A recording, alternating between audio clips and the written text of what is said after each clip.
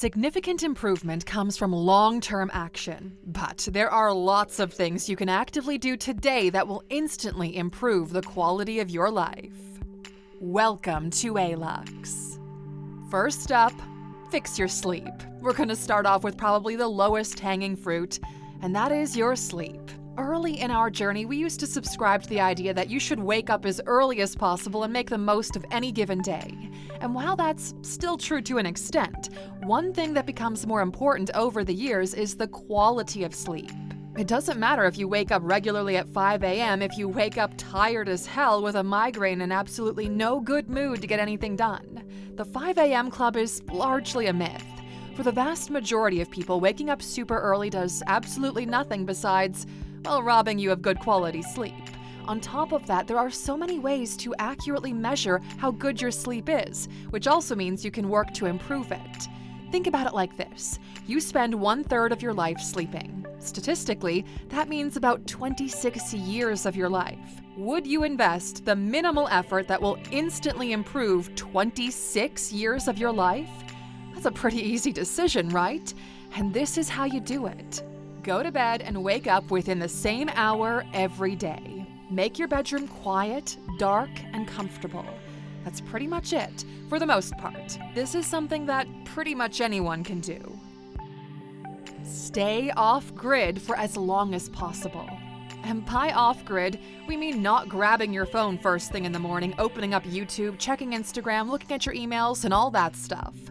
Look, here's the reality, okay? Today, the internet has one primary function: to keep you there for as long as possible so it can show you as many ads as possible so you'll buy as many things as possible. It's not about connecting people. That's the reason every platform has an endless scroll. It must trap you there. And that's why Europe is trying to change that, but that's a different topic for another day. The point is, the minute you go online, your mind is flooded with useless information. And we're not built for that. We did not evolve to handle all this crap. It's fairly recent in our history. As a matter of fact, at Alux, we're all old enough to remember the days when we were young and there was no such thing as the internet. And time seemed to pass way more slowly. The only way we found to deal with this is to just stay off of it for as long as possible in the morning. Because we get it, okay? We're not going to sell everything and move to a cabin in the woods and fish all day long. You still need to be able to exist and function in the modern world. But that doesn't mean you need to be online all the time. Nothing really happens besides endless distraction anyway. Try not to touch technology for at least the first couple of hours in a day. Do things more slowly. Now, continuing on with the idea of technology, this was supposed to make us faster and more efficient, and we all know how that turned out. You used to physically have to go to meetings, so realistically you could have one every once in a while. But now, since everything is one click away, you'd think you'd be done quickly. But according to statistics from 2019, around $300 billion worth of time is wasted in pointless meetings in the US alone. And that was before the pandemic. But this isn't just about meetings. Everything is done faster, which usually translates to having to do more stuff rather than having more time.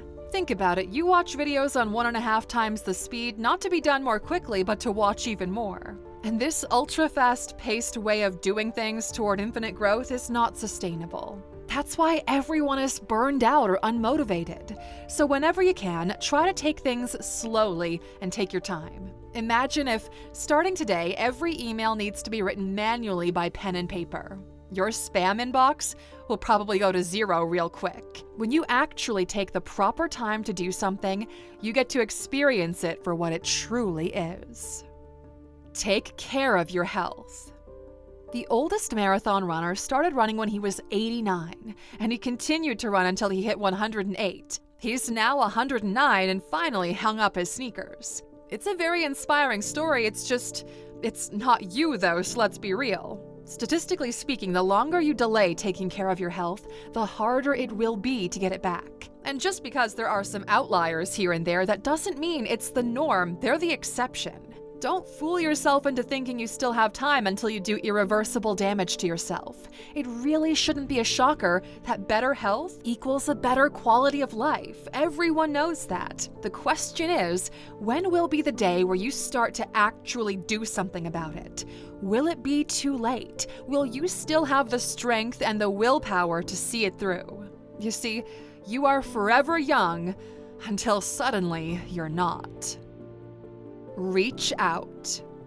If you take a broader look, everyone sits in their room waiting for someone else to send a message, and nobody does anything if it's slightly inconvenient. That's not the way to do it, though. You can be the one that brings people together. You can organize, plan, make phone calls, send messages, make dinner reservations. And you don't do it because nobody else would. You do it because you invest in relationships that are important to you. There's absolutely no gain or superior morale to have for being unreachable or distant.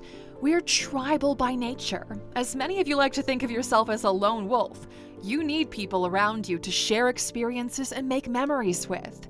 And it's so much easier to do that when you don't always wait for others to send the first message. Spend some alone time. On the flip side, you also need to spend some time alone. You need introspection and solitude to really know and understand yourself. People have gotten so used to scrolling through feeds and being entertained by every 2-second interval that they've forgotten what it's like to just be alone with themselves and their thoughts. They find it unnatural and awkward by this point. They have this urge to always do something or always click on something, and that robs you of your own personality. There are incredible benefits for spending some time with yourself. It can be something as simple as a morning walk in the park with just you, the wind, and the birds. It's a time where you dig a bit deeper into what really motivates you and what really matters to you. It keeps you grounded and more calm in a world that forces you to feel high and anxious all the time. Spend some time in nature. And speaking of a walk in the park, another thing we found to have an immense impact on the quality of our life is how much time you spend surrounded by pure nature.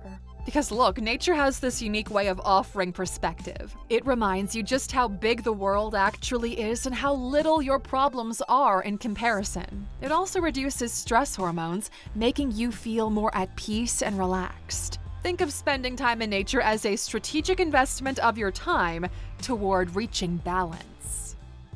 Fix easily fixable things.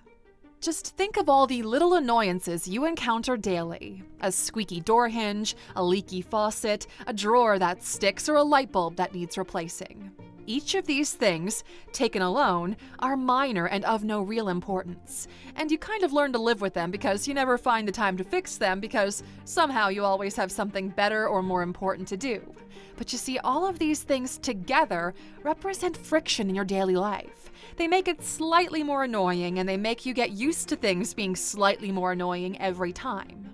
So make a list of all the little things that bother you and start eliminating them. You also get rid of small sources of frustration. And on top of that, you create a really important habit. When you take care of the little things, you're reinforcing the habit of not ignoring problems, no matter how insignificant they might seem on the surface. Achieve and help others to do the same.